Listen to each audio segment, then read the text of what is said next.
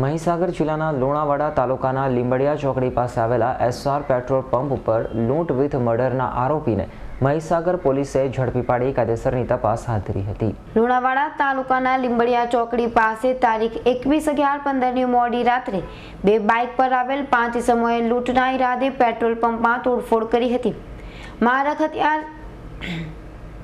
મારક હથિયાર સાથે આવેલા ઇસમો પેટ્રોલ પંપના કર્મચારી પર તૂટી પડ્યા હતા। આ ઇસમો દ્વારા ફાયરિંગ કરવામાં આવતા એક કર્મીનું ઘટના સ્થળે જ મોત નીપજ્યું હતું, જ્યારે બીજા કર્મીને ગંભીર ઇજાઓ થતા સારવાર અર્થે હોસ્પિટલમાં ખસેડવામાં આવ્યા હતા। મહીસાગર જિલ્લા પોલીસની ટીમ બનાવ સ્થળે પહોંચી હુમલાખોરોનું પગેરું મેળવવા તપાસ શરૂ કરી હતી। ત્યારે શનિવારની રાત્રે બે બાઇક પર આવેલા 5 ઇસમો દ્વારા પેટ્રોલ ભરાવવામાં આવ્યું હતું। ત્યારે બીજી તરફ ઇસમો દ્વારા પેટ્રોલ પંપના કર્મચારીને મારવાનું શરૂ કરવાની સાથે મારક હથિયાર સાથે કર્મીઓ પર તૂટી પડ્યા હતા અને બીજી તરફ કર્મીઓ દ્વારા પણ પડકાર કરવામાં આવ્યો હતો। આથી ફાયરિંગ કરી મોતને ઘાટ ઉતારી લૂંટારાઓ ઓફિસમાં તોડફોડ કરી રકમની લૂંટ કરી હતી। તારીખ 21ના એસઆર પેટ્રોલ પંપ લીંબડિયા એટલે કે બાકોર પોલીસ સ્ટેશનની હદમાં પેટ્રોલ પંપ પર લૂંટ થયેલી અને લૂંટમાં ફાયરિંગ પણ કરવામાં આવેલું અને એમાં એક માણસ છે એનું મૃત્યુ થયેલું।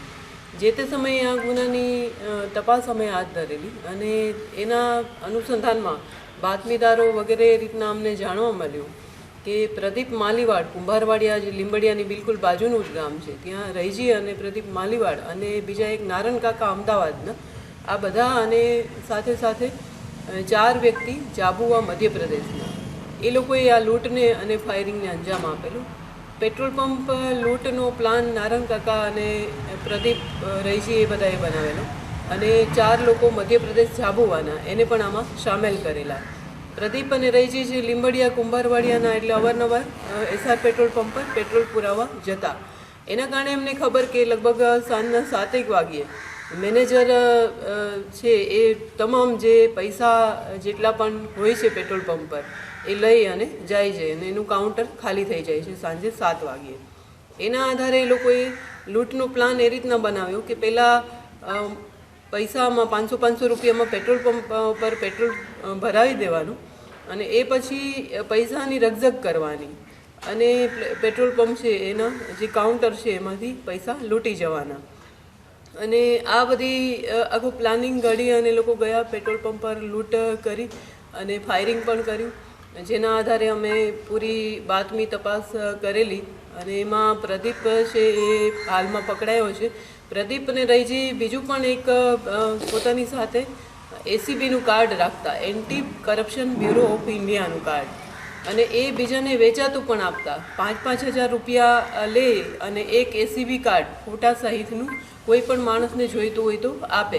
એટલે ક્યારેય કોઈ લોકોને ડરાવવા ધમકાવવાના હોય, ઇવન ટોલ નાકા ઉપર ટોલ ફ્રી પાસ થવું હોય તો બધે જ આ એસીબી કાર્ડનું આ લોકો ઉપયોગ કરતા। પ્રદીપના ઘરેથી અમે એસીબી કાર્ડ અને એ બનાવવા માટેના જે ખોટા સિક્કાઓ છે એ પણ કબજે કરેલ છે અને આ ફાયરિંગનો જે ગુનો છે એ ડિટેક્ટ થયેલ છે।